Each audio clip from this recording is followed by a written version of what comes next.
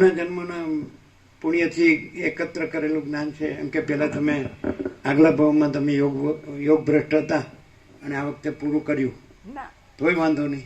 ના, એવું નથી. આ ઇનને જો હે સૂચિ નામ શ્રીમતામ કે હે યોગ ભ્રષ્ટો બીજાય તે કૃષ્ણ ગીતામાં કહે ને તેમ તમે પહેલાં યોગ ભ્રષ્ટ હતા ને બહુ જન્મના પુણ્યથી પછી આ જન્મે એ જેટલે સુધી યોગમાં આવ્યા હતા ત્યાંથી આગળ વધ્યા. એમ અર્જુને પૂછ્યું કે આકાશમાં રહેલા અભ્ર વાદળ જેમ નાશ પામે એમ યોગ ભ્રષ્ટ નાશ પામે? ના, એનો જે પ્રારબ્ધનો ભોગ બીજા લોકનો હોય કરીને પાછો આવે અને સૂચિનામ શ્રીમતામ કે હે યોગ ભ્રષ્ટ બીજાય તે અને પાછો પછી જેટલું આગળ કર્યું હોય ત્યાંથી આગળ વધીને પછી પૂર્ણ થાય છે. અને પછી વસિષ્ઠ કહે છે કે આ વિતરાગ પુરુષનો આ છેલ્લો જન્મ છે. એવું કે તો આ બધું એવું અહીં લાગુ પડે નહીં. લ્યો બોલો, તમે શું કહો?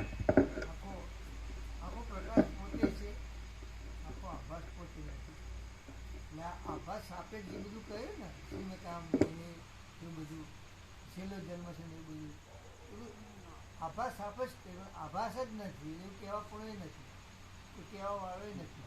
આખો પ્રકાશ જ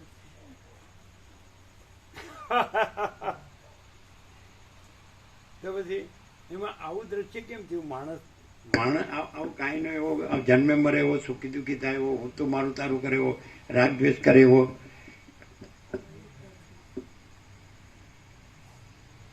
પાછો પોતે આવો એક અલગ જ એમ કે પોતા સાથે કોઈ નહીં, પોતે કોઈ સાથે નહીં, સદાય એકલો. એટલે એવું એ કેવું વિચિત્ર પ્રાણી કહેવાય. અને પેલા બધા વ્યવસ્થિત પ્રાણી કહેવાય. એમ ખાસ કરીને 800 કરોડ ઘર હોય, બહાર હોય, ઘરના હોય, બધું સ્ત્રી પુરુષ હોય, પ્રજા હોય, પ્રજાની પ્રજા હોય, અને પ્રોપર્ટી હોય, જમીન જાયદાદ હોય, સોનું હોય, ધન હોય, રાજ્ય ભોગો રશ્મિ, આ તે આ બધી ઈટ ડ્રિંક એન્ડ બી મેરી, ખાઓ પીને મજા કરો, બધું હોય. એ બધા વ્યવસ્થિત. અને આ તો કાંઈ ઢંગધડો નહીં, ઠેકાણું જ નહીં. ગમે ને હોઈ જાય, ગમે પહેરાવે ઓઢાવે પહેરી ઓઢી લે, ગમે ખવડાવે પીવડાવે ખાઈ પી લે, અને ગમે એમ ફાવે એમ બોલવાનું, રખડવાનો અવતાર. બીજું આ તો કેવું? અને પાછું બોલે એટલે એમ કે બધું જ છે અને કશું જ નથી, કશું જ નથી અને બધું જ. અને જ્યાં બધા માને છે આ બધા સ્વપ્ન પુરુષો બધું જ છે, એને કહે છે કશું જ નથી. પડચોડને માટીના ઢેફા. અને જ્યાં કશું જ નથી, આ સ્વપ્ન પુરુષોને જ્યાં કશું જ નથી લાગે એને કહે છે બધું જ છે. આ જ્યાં બધું જ છે કે જે સ્વપ્ન પુરુષો એને કહે છે મહામાયા મહાશૂન્ય. અને આ બધાને જે શૂન્ય લાગે છે એ પરમાકાશ મહાપૂર્ણ. પરમાકાશ મહાપૂર્ણ. અમે પોતે જ પરમાકાશ મહાપૂર્ણ મહામાયા મહાશૂન્ય છીએ.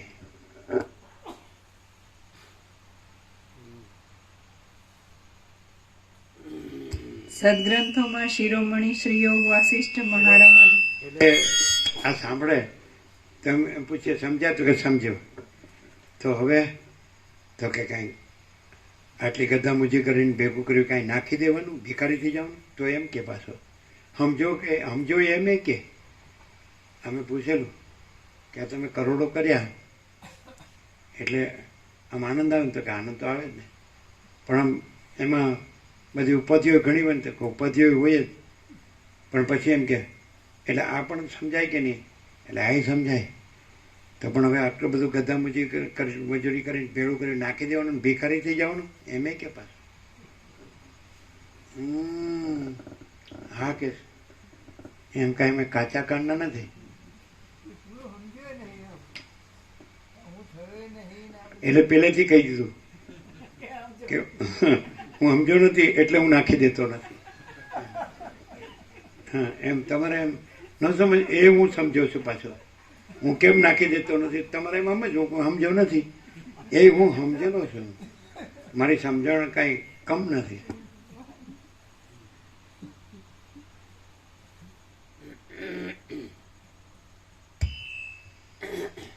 સદગ્રંથોમાં શિરોમણી શ્રી યોગ વાસિષ્ઠ મહારામાયણ નિર્વાણ પ્રકરણ ઉત્તરાર્ધ પેજ નંબર 1296, સર્ગ 51મો, બ્રહ્મદ્રષ્ટિ થતા જગતની સ્થિતિ.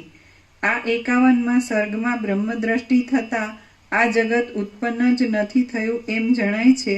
આત્મદ્રષ્ટિ થતા તે મૃષારૂપે મિથ્યા ભાસે છે અને જ્ઞાન થતા જગત નિરવયવ બ્રહ્મરૂપ જ દેખાય છે એ વિશે વર્ણન કરવામાં આવશે.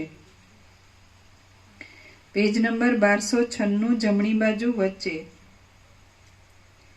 14 પ્રકારના 14 લોકમાં રહેલા અનંત પ્રાણીઓના સમૂહોથી ગીચ થયેલા આ જગતની સૃષ્ટિ વિવેકી તત્વજ્ઞ પુરુષની નજરમાં પોતાના શરીરના એક અવયવ જેવી લાગે છે.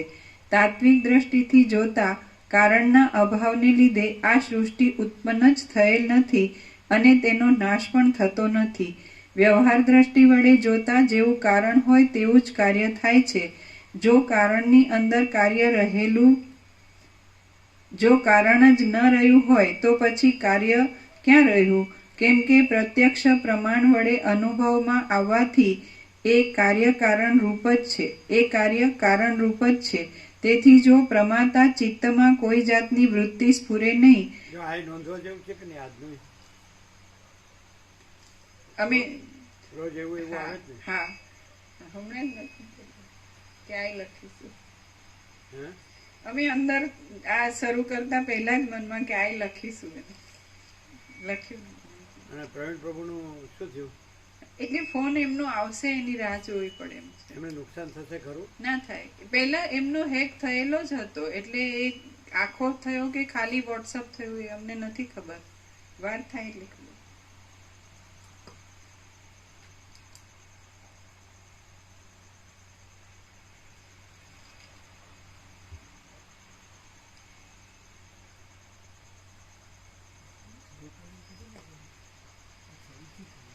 સુધાર્યું હતું પ્રભુ જમણી બાજુ. હા,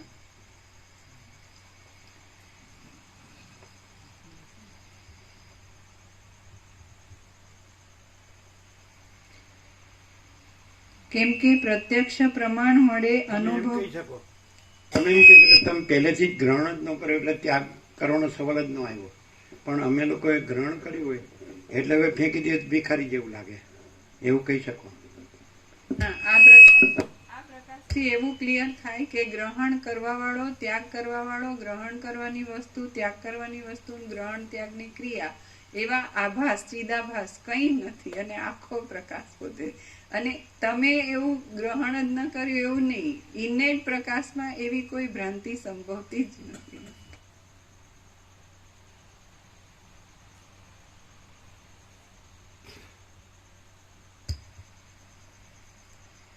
કેમ કે પ્રત્યક્ષ પ્રમાણ વડે અનુભવમાં આવવાથી એ કાર્ય કારણ રૂપ જ છે. તેથી જો પ્રમાતા ચિત્તમાં કોઈ જાતની વૃત્તિ સ્ફુરે નહીં તો એ બંને કાર્ય કારણ પણ રહી શકે નહીં. એટલે વસ્તુતઃ એ બંનેની સત્તા જ અસત્ય ઠરે છે.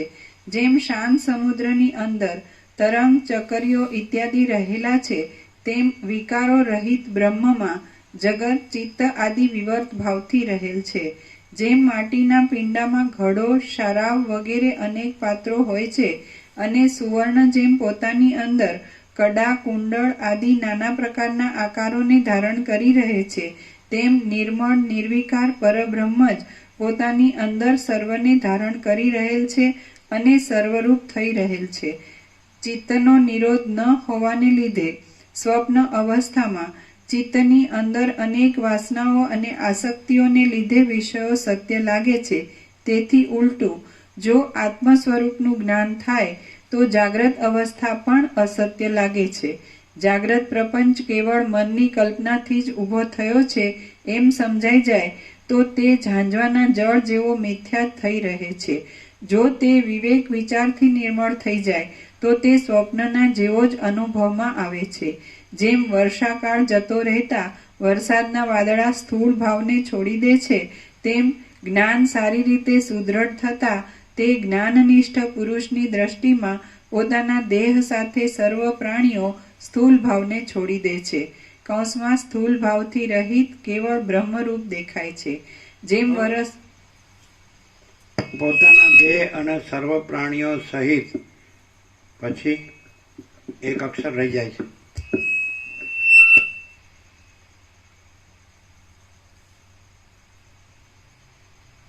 પોતાના દેહ સાથે સર્વ પ્રાણીઓ સ્થૂલ ભાવને છોડી દે છે. સર્વ પ્રાણી જેમ વર્ષાકાળ જતો રહેતા વરસાદના વાદળા જેમ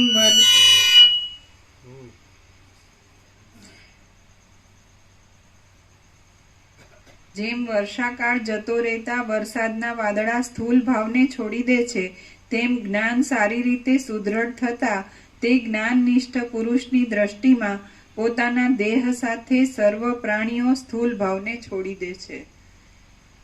એટલે પોતાનો દેહ સાથે સર્વ બધા પ્રાણીઓના ના પોતાના દેહ તથા સર્વ પ્રાણીઓના સ્થૂળ ભાવને છોડી દે છે.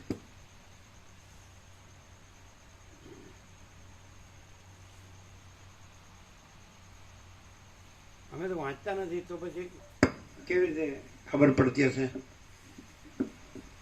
અને તમને સરસ વાંચતા આવડે. લ્યો બોલો. એટલે પેલા બાળપણમાં એવું કરતા, દબો મારીને પછી કહીએ કે સોરી. અચ્છા, ખ્યાલ આવ્યો? જેમ વર્ષાકાળ જતો રહેતા વરસાદના વાદળા સ્થૂલ ભાવને છોડી દે છે, તેમ જ્ઞાન સારી રીતે સુદૃઢ થતા તે જ્ઞાનનિષ્ઠ પુરુષની દ્રષ્ટિમાં પોતાના દેહ સાથે સર્વ પ્રાણીઓના સ્થૂલ ભાવને છોડી દે છે. સ્થૂલ ભાવથી રહિત કેવળ બ્રહ્મરૂપ દેખાય છે.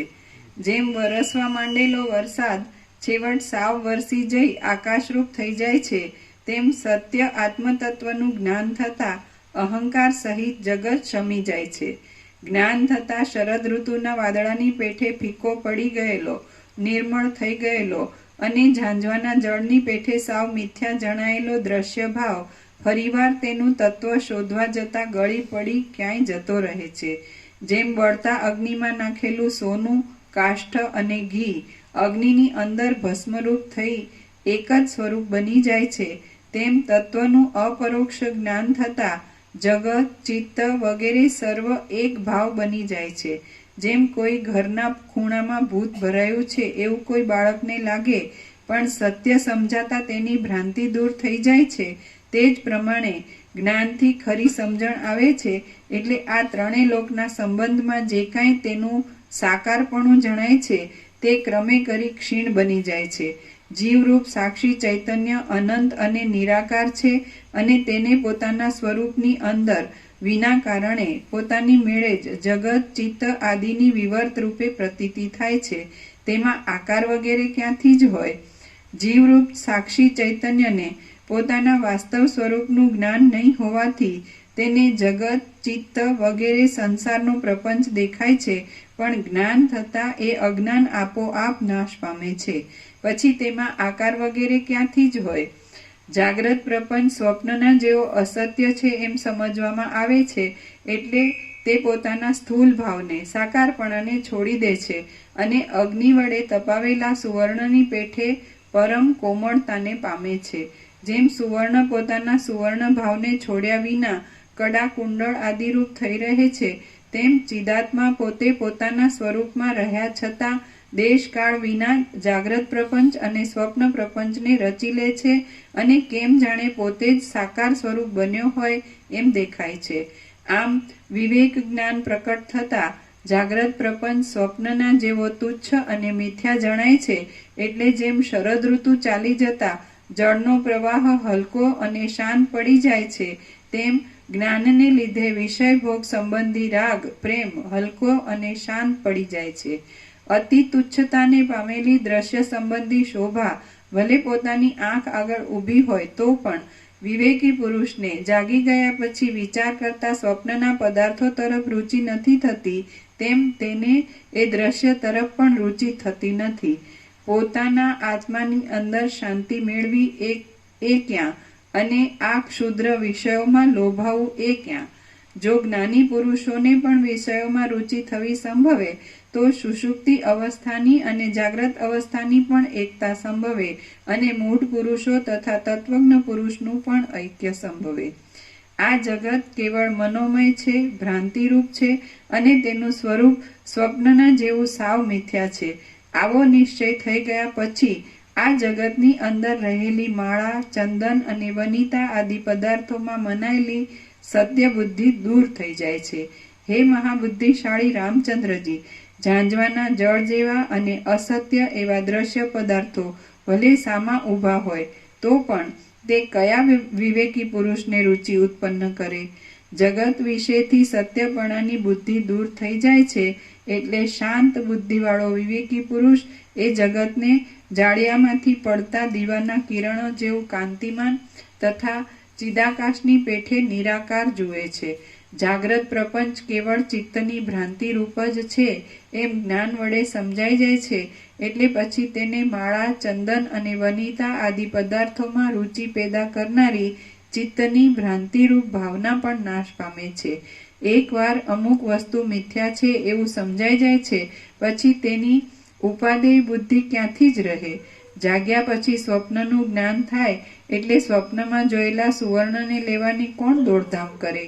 જેમ સ્વપ્નને સ્વપ્નરૂપ જાણ્યા પછી તે સ્વપ્નમાં દીઠેલા પદાર્થો સંબંધી આસક્તિ દૂર થાય છે તેમ દ્રશ્યનું પણ વાસ્તવ સ્વરૂપ જાણવામાં આવે એટલે દ્રશ્ય પદાર્થ સંબંધી આસક્તિ દૂર થાય છે. ત્યારે દ્રષ્ટા તથા દ્રશ્ય સંબંધી દશાને લીધે ઉત્પન્ન થતા રાગ, દ્વેષ આદિ દોષોરૂપી ગ્રંથિ પણ છેદાઈ જાય છે. જ્ઞાન થવાથી જેની બુદ્ધિ શાંત થઈ ગઈ છે એવો વિવેકી પુરુષ બંધુ આદિમાં આસક્તિ વિનાનો થઈ જાય છે. તેના સંકલ્પ શાંત પડી જાય છે. તે અહંકારથી રહિત થાય છે અને વિષયો વિશે નિસ્પૃહ બને છે.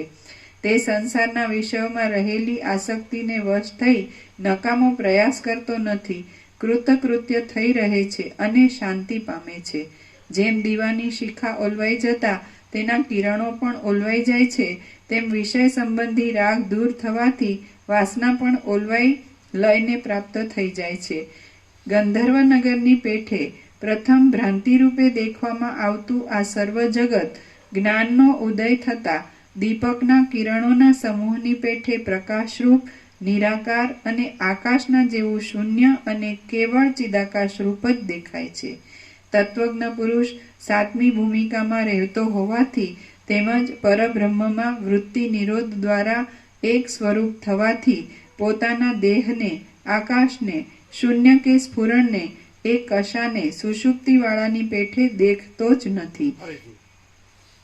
તત્વજ્ઞ પુરુષ સાતમી ભૂમિકામાં રહેતો હોવાથી તેમજ પરબ્રહ્મમાં વૃત્તિ નિરોધ દ્વારા એક સ્વરૂપ થવાથી પોતાના દેહને, આકાશને, શૂન્ય કે સ્ફુરણને એ કશાને સુષુપ્તિવાળાની પેઠે દેખતો જ નથી. એ પરમ તત્વની અંદર પોતાનો આત્મા સાક્ષી તુર્યપણું પણ નથી, શૂન્ય પણ નથી. એ પરમ તત્વની અંદર પોતાનો આત્મા સાક્ષી તુર્યપણું પણ નથી, શૂન્ય પણ નથી, જગતની કલ્પના પણ નથી, ચિત્ત પણ નથી અને દ્રશ્ય પ્રપંચનો ઉદય પણ થયેલો જ નથી, છતાં તેની અંદર સર્વ વિવર્ત રૂપે રહેલ છે. દેહની ઉપાધિને લીધે ભૂમિકા આદિનો જે ભાવ અવિવેકી પુરુષોના જોવામાં આવે છે તે પણ જ્ઞાનનિષ્ઠ જીવન મુક્ત પુરુષની દ્રષ્ટિમાં જ્ઞાનને લીધે અસ્ત પામી શૂન્ય જ લાગે છે. ભૂમિકાનો ભાવ પણ નથી. શુભેચ્છા સુવિચારણા તનુમાસા સત્વપતિ અર્થન શક્તિ પદાર્થ ભાવિની તુર્યગા તુર્યાતીતા પણ નથી. અમે પોતે જ પરમ ચિદાકાશ, परम ज्योति, अखंड ज्योति छिए. यही सब कुछ है, इसके सिवा कुछ नहीं है. ભૂમિકાનો ભાવ પણ નથી, તુર્ય પણ નથી, શૂન્ય પણ નથી, જગત પણ નથી, દ્રશ્ય પણ નથી, જ્ઞાનનો ભૂમિકાનો ભાવ પણ નથી. આ સાતમી ભૂમિકા એ પણ નથી, તુર્યાતીત પણ નથી. એ સાપેક્ષ દ્રષ્ટિએ કહ્યું. તુર્યાતીત કહેવાથી તુર્ય સિદ્ધનો બાધિત છે એમ ખબર પડે, પણ પછી તુર્ય નથી તો જેવી રીતે સાક્ષ્ય નથી તો સાક્ષી પણ નથી, એ રીતે સમજાય જ નહીં. એ તો કહ્યું કે ઈશ્વર ગર્ભ વિરાટ એ સાક્ષી બાધિત છે, તો પછી બ્રહ્મ એનું સાક્ષી પણ બાધિત છે. જીવ મન દેહ સાક્ષ્ય બાધિત છે, તો આત્મા એ સાક્ષી પણ મૂળ બાધિત છે. અને પરમ ચિદાકાશ પરમ જ્યોતિ અખંડ જ્યોતિ જો હૈ સો હૈ. દેહની ઉપાધિને લીધે ભૂમિકા આદિનો જે ભાવ અવિવેકી પુરુષોના જોવામાં આવે છે તે પણ જ્ઞાનનિષ્ઠ જીવનમુક્ત પુરુષની દ્રષ્ટિમાં જ્ઞાનને લીધે અસ્ત પામી શૂન્ય જ લાગે છે. પોતે ભલે કોઈ ભૂમિકામાં હોય પરંતુ તેની દ્રષ્ટિએ તે ભૂમિકાનું અસ્તિત્વ હોતું જ નથી. પોતે ભલે કોઈ ભૂમિકામાં હોય પરંતુ તેની દ્રષ્ટિએ એ ભૂમિકાનું અસ્તિત્વ હોતું જ નથી. એ ચિદાત્માને વિશે સમાધિથી એકરૂપતાને પામવાથી તત્વવેત્તા પુરુષ શાંત આકારને ધારણ કરે છે. તે આકાશના જેવો નિર્મળ થઈ રહે છે, નિસંગ થઈને જ રહે છે અને દેહધારી હોય છતાં તેને કશું અભિમાન ન હોવાથી તે દેહ રહિત જેવો જ હોય છે. મનનો લય થવાથી તે મૌન ધારણ કરે છે. તે નિરુદ્ધ અવસ્થાને પામ્યો હોય છે. તે સંસાર સાગરને તરી ગયેલો હોય છે અને તે કર્મના અંતને પહોંચ્યો હોય છે. સ્વેદજ, જરાયુજ, અંડજ અને ઉદ્ભિજ એમ 4 પ્રકારના પ્રાણીઓના શરીરો, આ સર્વ લોકો, આકાશ, પર્વતોના સમૂહો અને તે સર્વને ઉત્પન્ન કરનારા તેના અસાધારણ કારણો એ બધાનું ઉપાદાન કારણ મૂળ અજ્ઞાન જ છે. માટે મૂળ અજ્ઞાન જો જ્ઞાન વડે ગલિત થઈ જાય તો પછી શરીર, લોક આદિ આ સર્વ જગત ભલે અવિવેકીઓની દ્રષ્ટિમાં હો તો પણ જ્ઞાનીની દ્રષ્ટિએ તે સાવ મિથ્યા જ અનુભવમાં આવે છે. આમ સર્વ વિકલ્પો ગળાઈ જવાથી શાંત અંતઃકરણવાળો વિવેકી યોગી પુરુષ પોતાના એક આત્મ સ્વરૂપને જ સારરૂપ સમજે છે. પરમ શાંતિરૂપી અમૃત વડે સદાકાળ તૃપ્ત રહે છે અને આવરણ માત્રથી રહિત એવા બ્રહ્મમાં જ સ્થિર થઈને રહે છે. શ્રી યોગ વાસિષ્ઠ મહારામાયણમાં નિર્વાણ પ્રકરણના ઉત્તરાર્ધનો વિશ્રાંતિ યોગોપદેશ નામનો સર્ગ 51મો સમાપ્ત. ઓમ ઓમ ઓમ. 8-10-7-17 પરમ ચિદાકાશ પરમ જ્યોતિ અખંડ જ્યોતિ. પ્રસાદ આપી દો. કેમ છે એમ લાગે છે કે તો આ બોલે છે અને પછી જ આવે જ ને, એને એક્ઝેક્ટ આવે અને આખું બધું એમ આખો બધો પ્રકાશ ઘન પૂર્ણ ભરપૂર, કોઈ જગ્યા ખાલી નહીં, રજે બીજી જગ્યા નહીં, રજે બીજી વસ્તુ નહીં, અખંડ ચૈતન્ય, અખંડ બ્રહ્મ.